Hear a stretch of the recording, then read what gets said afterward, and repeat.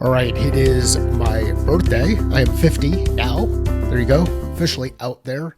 And it is the start of college football season, and we have the NFL right around the corner.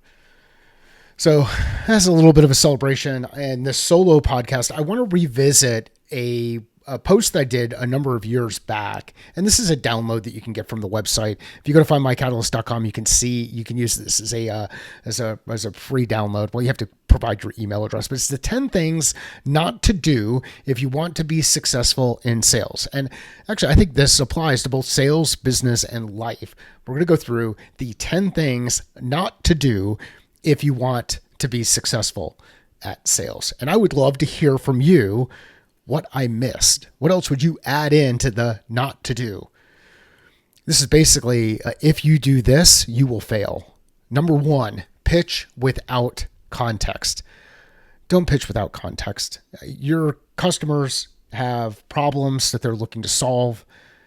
They care about it. They care about your interest in solving those problems.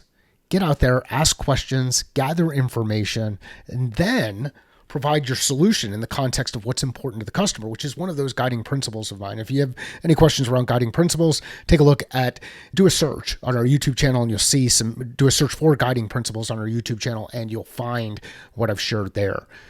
The second thing that you do not want to do, and we know this because if you spell out the word, when you assume things, you make an ass out of you and me.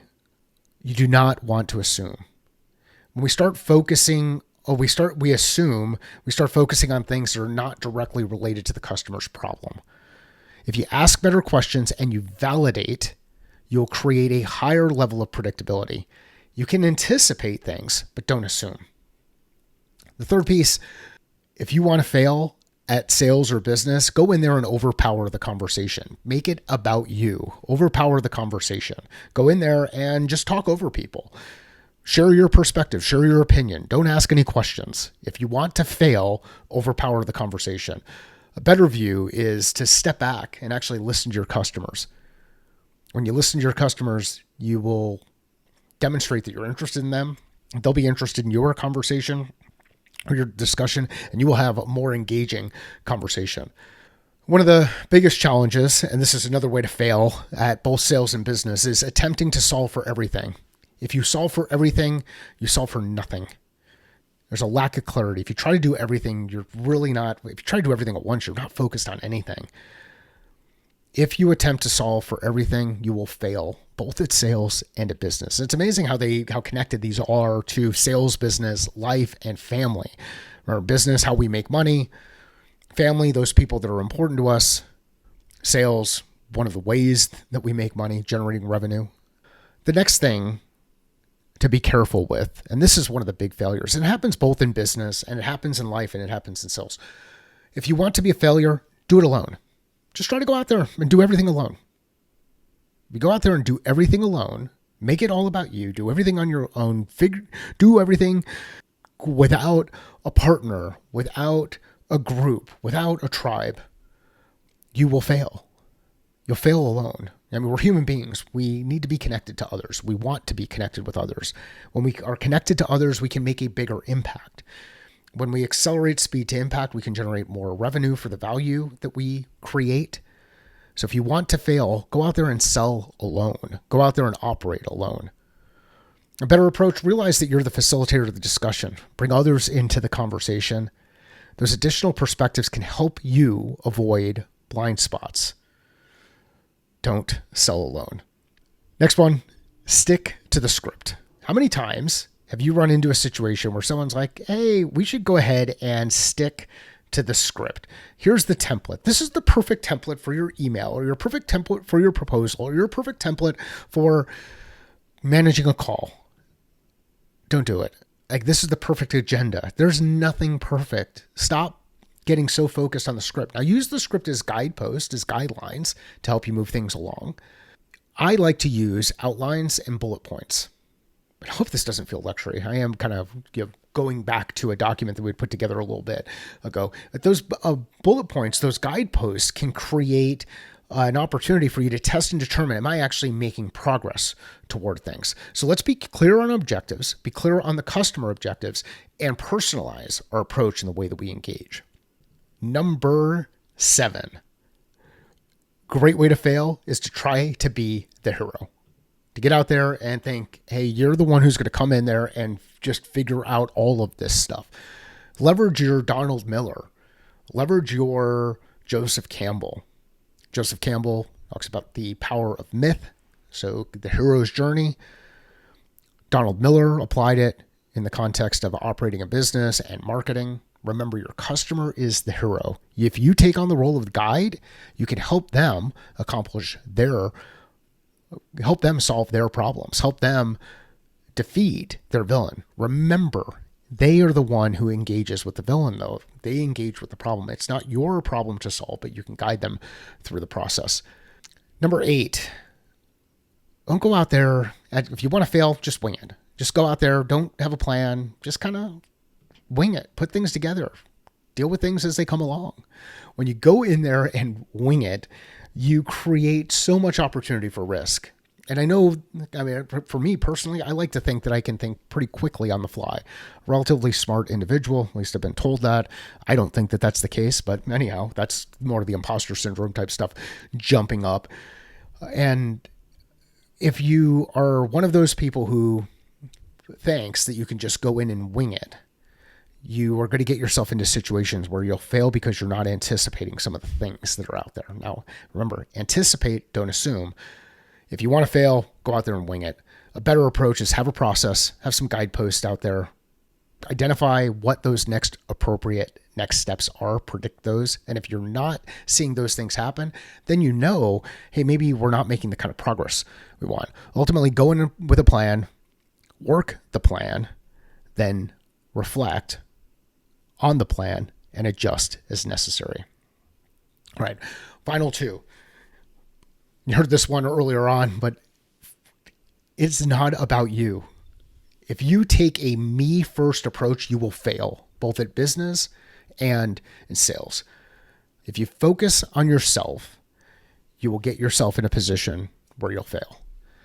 If you go at it and make it all about you, you will find yourself in a position where you fail. Remember, it's not about you. It's about others. It's about the things that they're working through. I know of no rep or no business owner who's been able to stay in business by buying products from themselves. Now, I do know of a rep at one point in time who hit her number by having a member of her family buy a couple of licenses, which just got her over the edge. And then she ended up getting a bonus. And we didn't find out about it until much later on when we went to renew the customer a year later. So there are instances where your family members can buy from you and you can be successful, but friends and family only go so far. If you focus only on yourself, there's always going to be conflict. If you deliver your solution in the context of what's important to you, there's going to be conflict.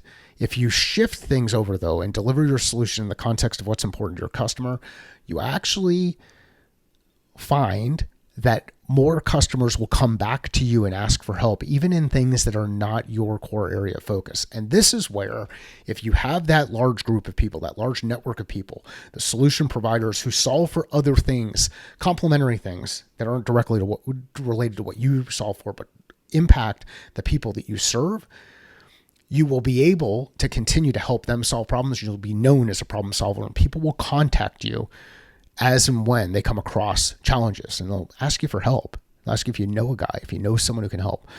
Sales, from my perspective, is service-oriented. It's an active service. It's an active leadership. You get an opportunity to lead customers. And if you can't lead self well, you've not earned the right to lead another person. So focus first on leading self, then get yourself into a situation where you can lead others, then you lead teams. And this will happen if you pay attention and are interested in helping others. Now, the last one, and this comes from our friend in Glenn Ross. I think this was the Alec Baldwin character. He put up on the chalkboard, always be closing. If you do that, you're going to fail both at business, sales, probably at life. Don't always be closing. Don't always be moving to, trying to get the deal done. Now, another way to look at closing is convert each next logical step. I think that's a little bit different. And there are some people, and I'll talk about this from time to time, about that being the close. You close on next logical steps, take action, and move through those. You walk through a gate and then close the gate behind you. You see this transition. But if you go into a situation where right from the get-go, you're always right, you're just constantly pitching, which we talked about earlier, you're making it about you, you're delivering a solution without context, you're always closing. You will be known as that pushy salesperson or that pushy business leader who is focused purely on their self rather than being focused on others. So this top 10 list, I'll roll through it one more time. Again, celebrating 50 years around this globe. Number one, and again, if you want to fail, here are things that you can do. So in other words, don't do these things if you want to be successful. Number one, pitch without context. Number two, assume. Number three, overpower the conversation. Number four, attempt to solve for everything. Number five, sell alone. Number six, stick to your script or templates. Number seven, try to be the hero. Number eight, wing it. Number nine, take a me first approach. And number 10, always be closing. You do those things, you will fail at sales, you'll fail at business, and I believe you'll fail at life. You take the opposite approach, you don't do those things. You do things in the context of what's important to the customer, have clear guiding principles and core values and execute on those, build a plan, move things forward, work together with groups. You will be successful and you will enjoy the work that you do. You will enjoy the work that you will do because you're serving the people that you're meant to serve. I hope you have an awesome Labor Day weekend. If you know somebody who would enjoy this podcast, please share it with them. Share it via LinkedIn or Twitter. Those shares help promote the podcast. If you found value in it or any of the other episodes that I've done, please rate and review the podcast. And I'd love to see those ratings and review. If you take a picture of the rating and review that you complete and you send it to me, I will read it on the podcast in the future. I am looking for questions to address in the Q&A portion, which is what we plan to do here in the second podcast every week. Send those questions directly to me via direct messages on LinkedIn, direct messages on Twitter, or if you've got my cell phone, you can send those to me via text. Sales is a thinking process. Business is a thinking process. Life is a thinking process. How are you thinking differently about your process? Thank you.